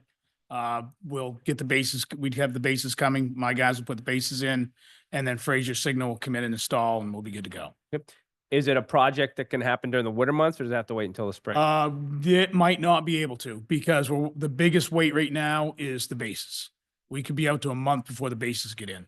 But it doesn't have to wait until June, right? I mean, it could be done. Not necessarily, no. We Okay. just have to wait for yeah. And it might be able to be done it depends on the bases when they come. We have a couple options. Yep. We could just sink the pole. We don't want to do that with Route 2 project coming. We want to be able to unbolt them and move them. That'd be the best way to do it. Sure. So, yeah. Okay. And this is a result of, we asked the town manager for those, we asked the town manager to give us,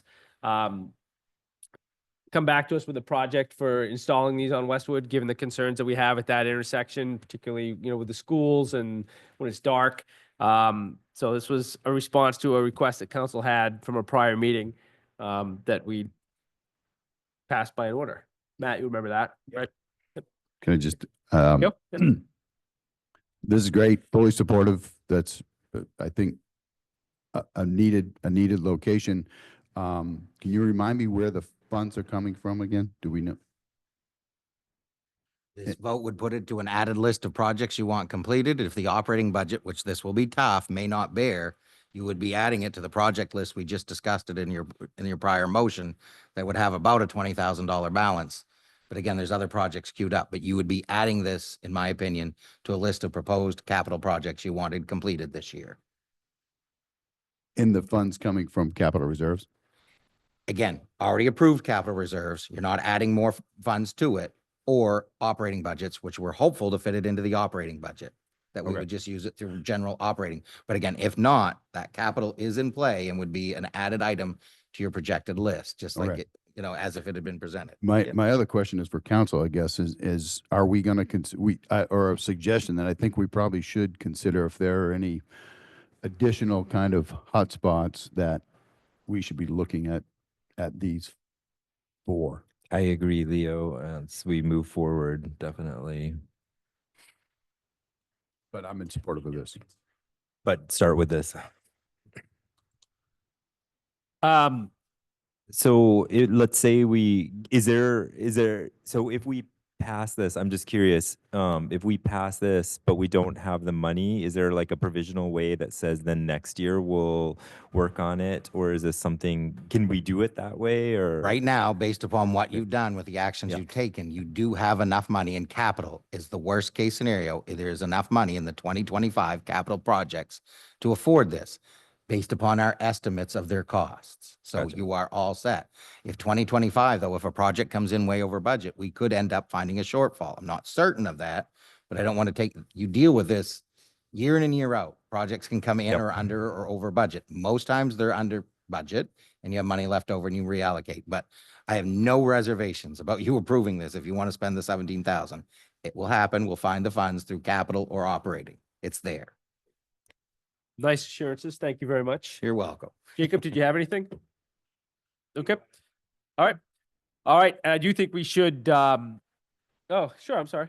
What will happen to the flashing lights with the Route 2 project? Do we lose that? Does it just get added into the I believe with, plan? I believe the Route 2 project, they plan on putting them in all down through the corridor. However, we could actually pull those out, save them, and have them reinstalled when Route 2's done. Great answer. You can keep them in the backyard of my house while they're doing the work if you want to. All right. All those in favor of order 24-275, raise your hands. And that passes unanimously. So thank you very much. Thanks for the quick work on that. And I know it's going to make a lot of people happy to have that extra visibility for students and residents crossing Main Street at Westwood Ave. So thank you. Order, next up on our agenda is order 24-276, an order authorizing Zachary Turner, tax collector, to waive automatic foreclosure of real estate taxes on mobile homes. This was, can I get a motion? Motion. Second. Moved and seconded. Quick, do you want to, this was something you wanted to add to the agenda? Yes, kind of, we realized the foreclosure date was on Saturday or Sunday. Can't be on a Sunday. It's actually moves forward to the Monday, so it's today. So if there are two that can be approved, we want to make sure there was an agenda item. Right now, we have 2 mobile homes that would, as real estate taxes foreclosed. Balance due on account 409 for the foreclosure year is 60233, but a total amount of 228366. So again, $600 with a total of 2,200. There's another account number 1096 that would be foreclosing on $224.28. Total past due is $589.60. Town does not want these foreclosing to town ownership, but it's recommended for approval so that we do not have to foreclose on those 2 parcels. Notices went out. There may be other ones with this that we deal with, and unrelated items. This is simply for mobile homes that are taxed through real estate taxes that we do not want to take ownership of. Are there any questions? Clarify. I looked at the history of this. It's been all over the place on how these hit your agendas. You've listed the tax map lot numbers. You've gone to executive sessions. You've left them generic like I have here. I left them generic and put them as they've actually even been on the consent calendar at some times. I went with action item and gave you the information, but decided not to disclose the name of the owners. It is public information if anybody asked, but I didn't think there was any need for this item to come forward with names of owners.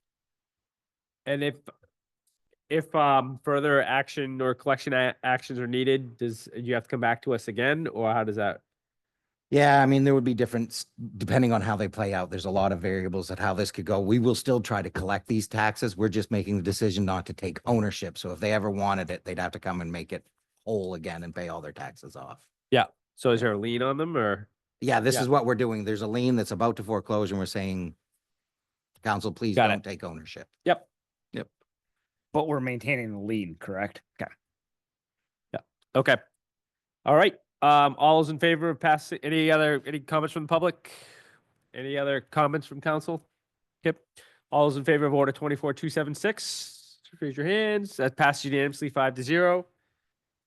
And we're gonna add order 24-277, adding approval of the vitulers licenses, the 2 vitrular licenses for the Circle Ks that we had public hearings on earlier today. So moved. So moved. Second. Moved and seconded. Any comments from the public? I'm supposed to ask for that first. Okay. Any discussion from council? Okay. All those in favor? That passes unanimously. Is that?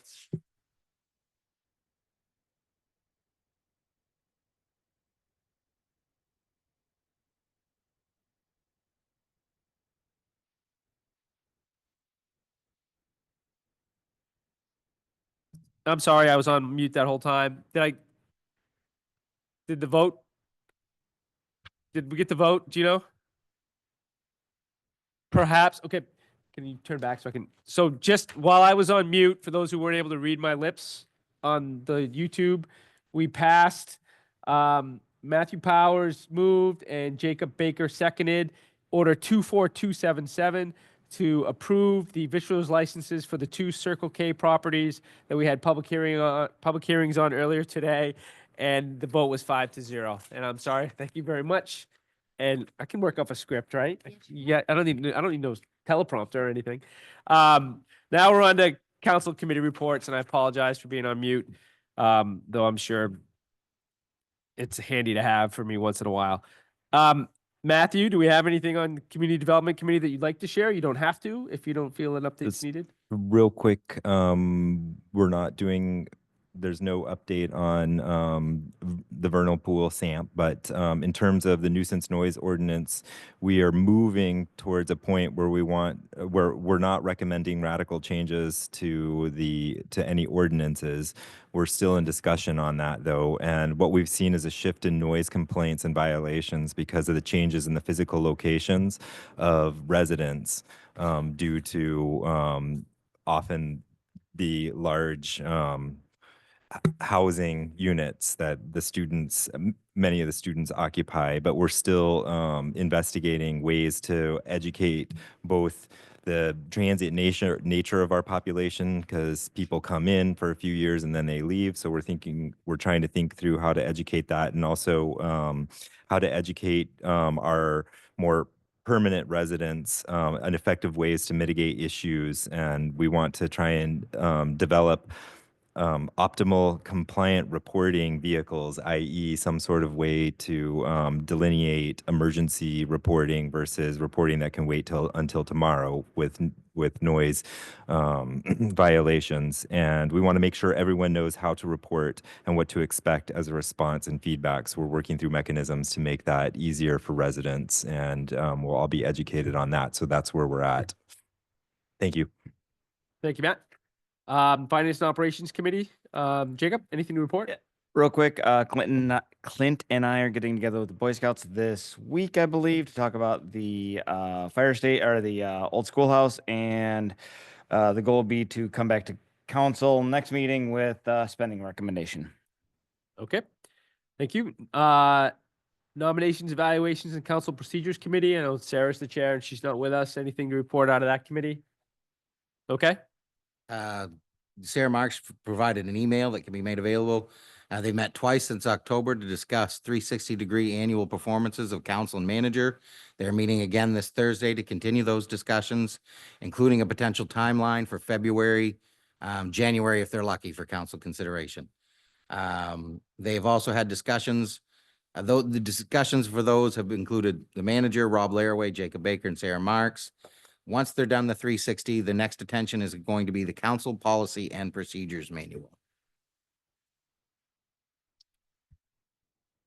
Okay, thank you for that, Clint. Next up is the ordinance review committee. That's Rob. Rob's not with us. Leo, other than we called the public hearing for the employee handbook today. Any other updates for us to share out of that? That's kind of the big news out of that committee, and thanks staff for their good work with that.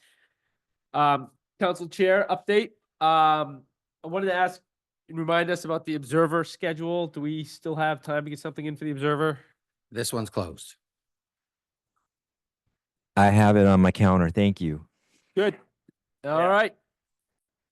Maybe the next one then. Thank you. There's always Facebook. There's always a Facebook update. And an update committee. Yes, times. You'd had a conversation in reference to they'd set their times. The expectation is a committee meeting for an hour. 1 hour. Yes. Yeah. And so that was and I think the community development committee, thanks in no small part to me, but it went really long in our first meeting, and we honed it right into an hour in the second one. And given that we're taking staff time for those two, I just wanted to make sure that we all kind of had the understanding among us as counselors and with the staff or anyone who participates in our committee meetings that they're going to be an hour. Does that make sense? Everyone okay with that? Yep, okay. Okay. Next up would be the town manager's report. Apologies, it's December, one meeting month. Hopefully this is good for the council, but there's a lot to update on. I did give an updated memo for the community. I'm going to update this again. Sarah provided information. It states at the end that there's a half a position savings of full-time equivalents. It kind of harkens back to what date do you start the measure? So if you were looking at what's been provided so far this year, I was under the assumption I'd eliminated a full-time equivalent consideration of a assistant town manager and only replaced that with a half-time accountant. But you also, over a year ago, made a decision to implement a plan that was also going to bring in a full-time pay and benefits clerk. If you go further back than that, there's other things, but we're going to limit it to those ones. So at this point, compared to that decision about 15 months ago, you're up a half of full-time equivalent, half of a full-time equivalent. But in addition, that memo makes it clear, as of this date of the 50,000 allocated, there's 20,000 remaining. And if you look at savings and other vacancies and the timeline to hire and the amount we paid, you're actually somewhere in the area that we're greater than $60,000 worth of savings so far this year, even not using the 50. So just something to look at, but I want to make sure you knew that we're well under budget on the 50,000 allocated for staff changes that we need to do here. Can you, just to clarify, the 50,000 were, due, because I know we got an HR consultant, that's kind of a one-time thing. ARPA, Oh, that's not part of this you 50? funded the HR consultant through ARPA. But, and it wasn't a part of that 50? It was not part of the 50. Oh, Nope. so are the 50 ongoing operational costs that are going to be in there every year, or is that? Again, that's why I've provided great detail in formats of spreadsheets, person by person with the chair and the vice chair.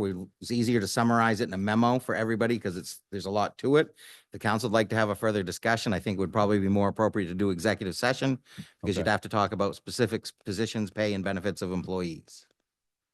Okay, That is public information after they're adopted. But at this point, we're kind of in, some of these are still in process. But you're under budget. We're not spent the 50. Some are going to be in future years' costs, but again, it was 50,000 allocated to be used for pay and benefits, is my understanding when you adopted last year's budget. Yeah, it was a budgeted item, so one would think it would work into the base, moving forward, right? So. Yep. So next year's base will go up by pay increases. These are funds that are allocated that would be spent in future years' budgets, but you still have netted the savings of not having a full-time assistant manager and shared duties of economic development and assistant manager. Yep. And again, if you read the memo, hopefully that is sustainable. Okay. All right. County budget and hearing. I provided you with a copy of the county budget letter. This is almost like a kickoff to your budget. The proposed budget for Penobscot County for all municipalities from last year's appropriation to this year is a 9.65% increase. Now that's 9.65 on their share of our budget. But again, that's approximately $1 million that we have to raise of your total expenditure budget. So they're going from 900,000 to 990 for the town of Orono. So just want to make you aware, there's a hearing on December 17th. If council think I should attend, or if you want to attend, you let me know. But again, been to many of these. This is the budget they're presenting for approval. And again, you don't have an ability to, they have constitutional right to tax us for their taxes. So so it's a net of a 90K increase. 90,000 increase. Yep. 9.65%. So wanted to make sure you were aware of that one. Allegiant truck, equipment and fire department emergency repair. I'm still working with in the compliance with your charter and the purchasing policies, but we did have an emergency repair for that apparatus and it would have been above your $10,000 threshold. But again, we need to have an operating fire truck. So that was approved. There is no real structure for how I'm supposed to report this to council. So I put it in the manager report. How Office- much was it? I'm sorry. Is it? It ended up being a total of 22,000. Yep. There was a, I can talk briefly that it was a diesel engine issue, that when they got into it, there was more parts wrong with it and they had more things that had to be cleaned out of the engine. Chief's here if you want more detail, but I supported his recommendation. Yep. Nope. I support your recommendation of the chief's recommendation. Office structure, some changes are gonna be going on here in the next month or so in location, physicality. Because of HR needs and the way we have our HRs behind the finance director's current office, we're gonna be relocating the assistant manager economic development upstairs, be working with staff and making these more clear. All of finance, including pay and benefits, is gonna move downstairs, and we're doing more collaboration down there. But again, wanted the council to be aware of this restructuring, minimal costs. If any, there may be like a change with a door, change with some screening, or a change with some office furniture, but again, all within operating budgets that we have. Safety Day and Staff Luncheon is scheduled for the 19th, and I'd like to invite all the counselors that would like to attend for lunch to come. Good time to arrive would be 11:45 a.m. I will email you this tomorrow as an invite, but that's the date and time if you'd like to come and participate. We're gonna have a few staff things at the appreciation a little bit before. It's gonna start around 11:15. But again, if you could come around 11:45, we'd provide some times. Would be even nice if somebody would like to say a word or two to the staff during the appreciation luncheon. Comp Plan had their first meeting of pizza and planning. That was alluded to by or actually not alluded to, specifically spoken about by the chair earlier. They've got another one of those coming up. Attendance was up. I think you were correct to say, though, the attendance on the pizza and planning night was probably more due to topic, but we'll see if there's increased attendance with the next time where we offer some pizza for the attendees. The Thursday, yeah, I knew it was on my, yeah. The bigger one is in January. What do you want Orono to be? Spoken to the council chair. There's going to be a hosted meeting for all council to attend for the public at the Performing Arts Center of Orono High School. And we're going to have an open dialogue with the community on what they want Orono to be. This is a chance for planning. Your comp plan sets your path forward. This council and I have heard in my time here in 5 months that there's things people would like to see happen. Well, the best time to share those is during a comp plan planning process. So we're going to go with a very large public event in a large facility with hopefully a lot of attendance, and people can come and share their thoughts. We will be doing a little bit of a publicity marketing piece on this in the coming weeks, especially right after the holidays, so that people know what's going on. But we're going to try another public engagement model. When does Cody start? The 6th. So it's 3 days before? yeah. So we're going to work on that a little bit, but yeah, we'll he starts the 6th of January. All right. But we'll get a lot out there. We'll get a lot out there. There's a couple light poles down, not street lights, but light poles on Main Street. Didn't know if you'd heard it, but if you see them, they're Yeah. there. I saw one of them on. right One across got the street. hit and the other one, we believe, fell over. Is that? Yeah, the base deteriorated. So again, part of the reason why there's money for the planning of pedestrian issues on your Route 2. There's the 2.4 million in CDS funds that we're waiting on answers from the state, and we're hopefully getting a beginning update in the next week or so on where that may be headed, but nothing, just a date on a calendar right now that we're going to meet and talk. May not be much information to share at that meeting. Is that telephone poles? No, the lamps, These like the the black lamps with Yeah. the light at the top, not Okay. a full on street light with arm and oh Yeah. on Main Street? right out. One was right across the street Yeah. Uh-oh. and the other one was down by the Mill Street corner. Huh. Okay. That So thing gets if you hit hear about every it, other day. we knew about them. We're working on it. But again, we'd like to have a better idea if there's going to be 2.4 million to spend on it and what the state's plan is and how they want to spend it. Speaking of the pizza and planning and light poles, we got a participant who had a list of all of, and I think Mitch, you and I you guys worked that out. Okay, thank you. Yeah, yeah, and just to bring everybody to the loop, there were some questions about street lights that were out. That list has been forwarded and we're getting them replaced as we speak. Great, Or a thank you. plan to replace them, I should Yeah, say. plan to- yeah, I get it. And then Climate Action Grant Plan, Megan Hess has brought forward a plan from the Governor's Office of Policy and Innovation. So we're applying for that grant. There will be matches that you would have to approve, but she's submitting the grant. I will sign it tomorrow and it's due by the 17th of December. And I think that's it. That's it. All right, thank you for that report. And we do not have any public petitions. Next item up is the items of future agenda items and council requests for supporting items.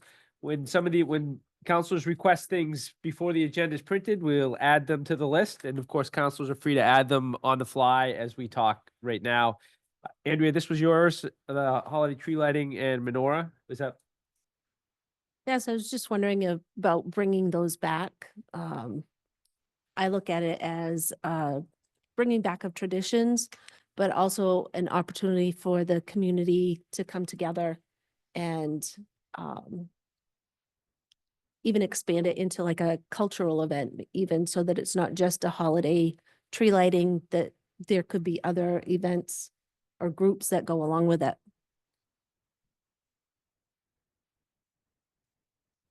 You think we could talk about it? I mean, I don't know, does anyone have any? I particular- I would support that, or at least discussions about how we do that. I mean, UCU has stepped up, obviously. They do a tree lighting.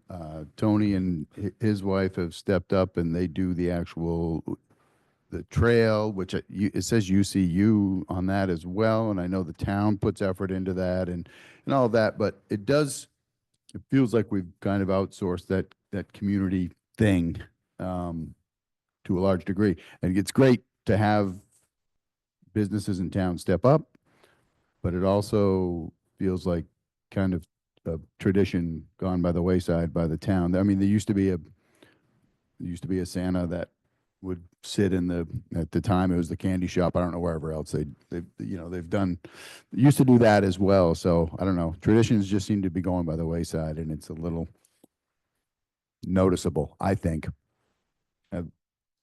Okay. You want to go ahead, Andrea? And if not, something that, I know we're running out of time this year, but maybe something to look at for next year. You want to bring it, talk to Matt about having something assigned to the community development committee in terms of a discussion, and then we can, I think there's we got a lot of things, exciting things, kind of working together and ideally kind of create some themes across those different events, that really kind of bring Orono together. So I like that. Matt, you okay with that? If we kind of ship it? Okay. Well, we didn't, I mean, if it's gonna be official, we would create an order and do an order for January, I guess. Yeah, bring the form and do it. Let's do it the right way, right? Get in the habit of doing it. That way we can track it and, okay. Any other future agenda items or items of concerns that members of the council would like to bring up? Okay, hearing none, we'll move on to the final public comment section. Any other public comments tonight? Mitch, you all set? No one with their hand raised online? No executive session scheduled for this evening, and this is our last meeting of December. So for the next several weeks is a good time, Tom, for you and others to catch up on meetings you might have missed in the past. They're all on YouTube. There'll be no quiz, but use this time wisely. That goes out to members of the public too, who also want to catch up on town council meetings in the absence of our meetings in the rest of December. With that, I will, sorry. Are you suggesting people watch a rerun of these meetings? That's awesome. Run them. How many times can you watch The Grinch? I mean, or Charlie Brown Christmas. Tis the season. All right. Can I get a motion to adjourn? Motion to adjourn. Second. All those in favor? It's unanimous, 5-0. Thank you for coming. Thank you to the staff.